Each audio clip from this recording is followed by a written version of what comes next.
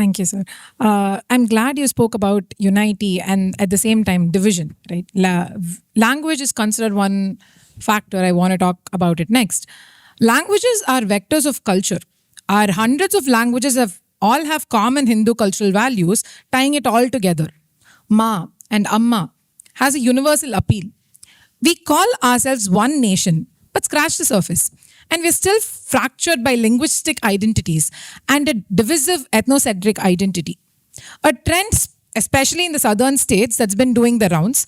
The moment someone speaks Hindi, it's labeled imposition. People may have this perception that in northern states, Hindi is their mother tongue. While in fact, it's not true. Rajasthan has Rajasthani. Odisha has Odia.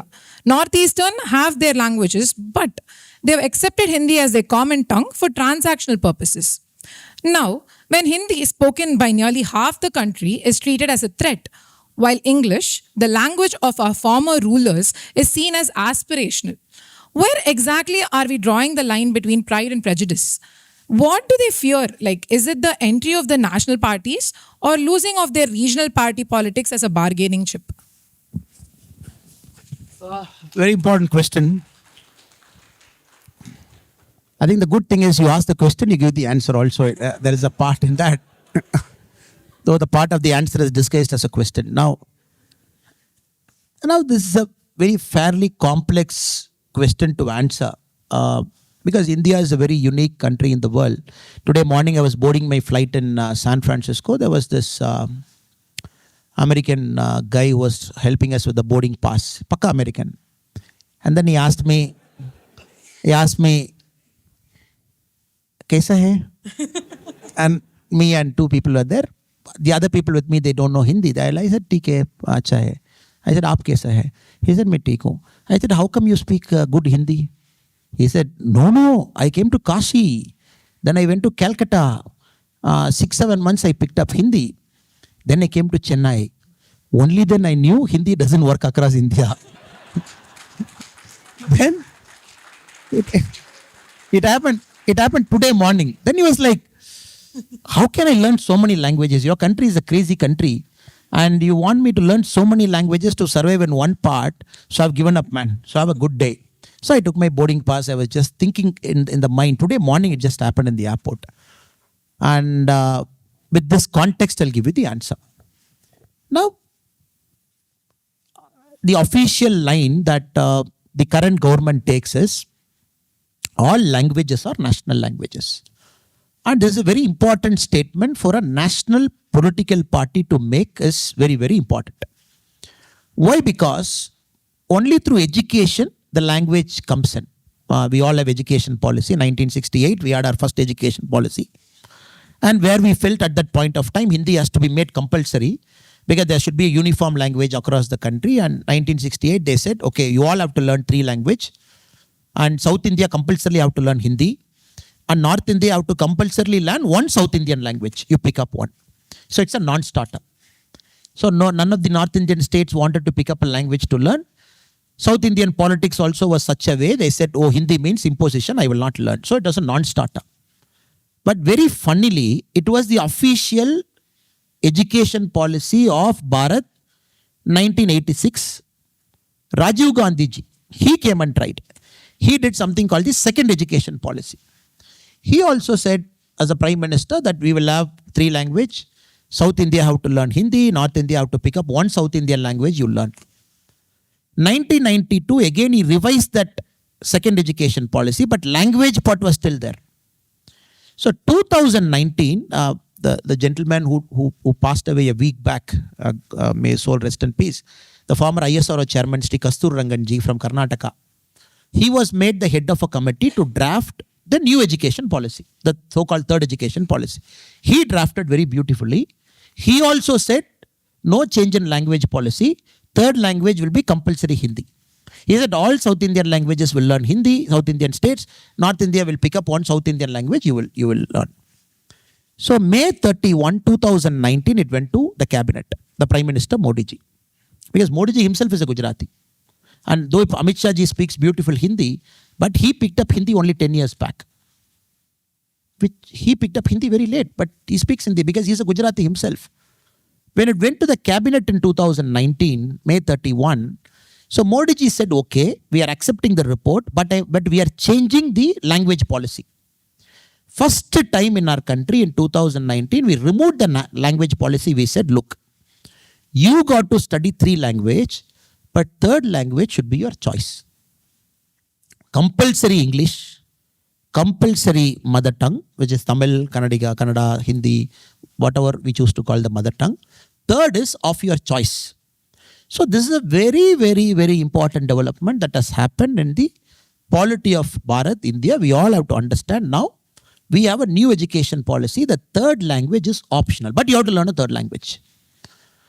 So now in this context, the politics is happening. What is that 3rd language? In a state like Tamil Nadu, they are like, no. 3rd language can be Malayalam also, Telugu also, it can be Hindi also, anything. But unfortunately, we don't have Malayali teachers, we don't have Telugu teachers of that scale.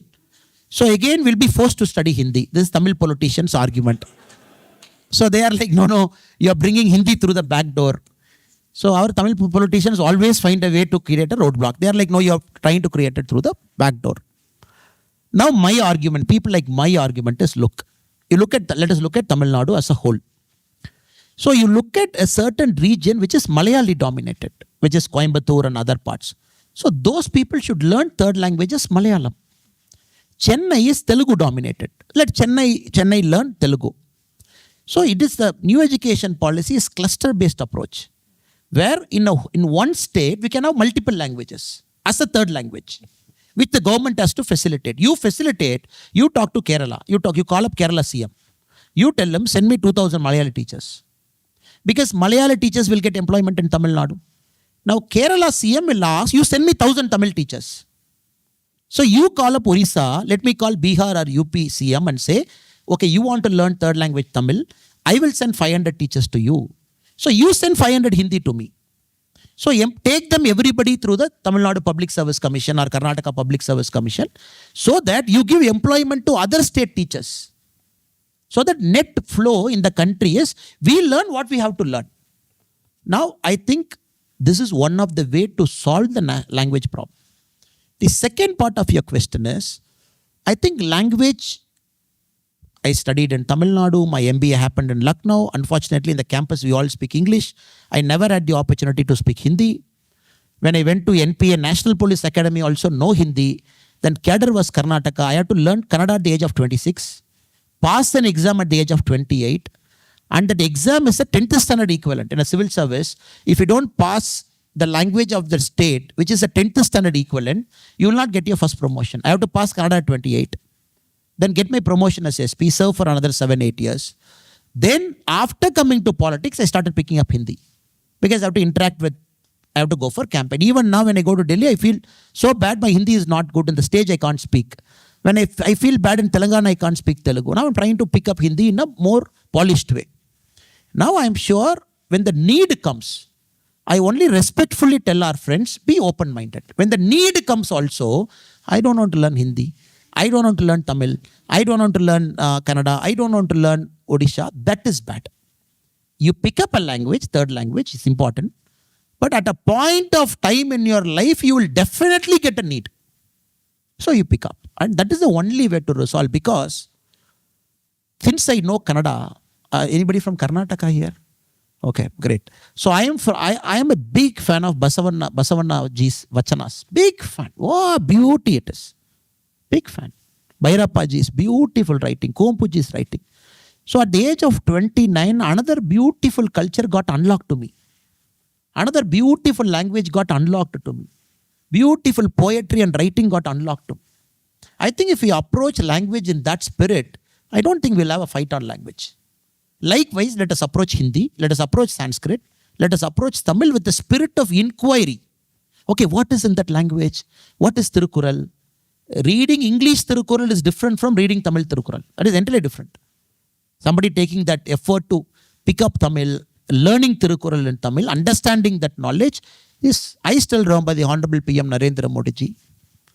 I can disclose it here, no problem, since you are here. He's a big fan of Tirukkural, and many a time when the Honorable PM speaks in the stage on Tirukkural, he takes effort to pronounce it correctly.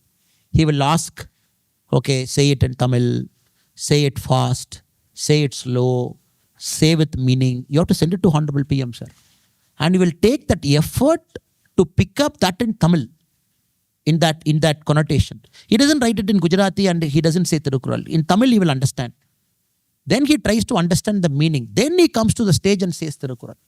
So that is the respect he gives. Likewise, I think we should start respecting every single language in our state, in our country, because every language is important to a certain mother, because that is the way the son-daughter is communicated in the initial thing. And the new generation like you, I think you should tide over this. The generation that is sitting in Arizona State University, you should tide over this and get out of language politics and this and that. And in fact, I would encourage all of you to pick up movies of different language, watch it with subtitle, so that you have a passing knowledge of Bengali. Somebody is coming from Gujarat, at least say Kemcho, at least. Then they'll reply back Majama. You will see a smile in them. So at least bare minimum.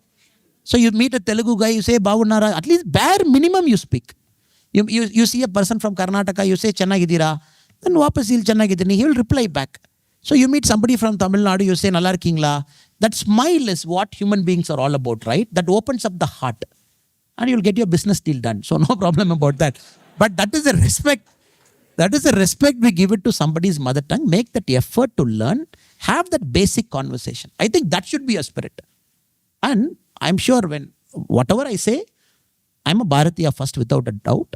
I'm a Tamilian second without a doubt. So I bring my culture to this room because my actions reflect who am I as a cultural person. That is why all of us here, we should be very careful because you represent a culture. The way you dress, the way you speak, the way you talk to a person, how polite you are, how nice you are, and how careful you are about hurting others' feeling. So let us keep doing it so that we evolve as better human beings.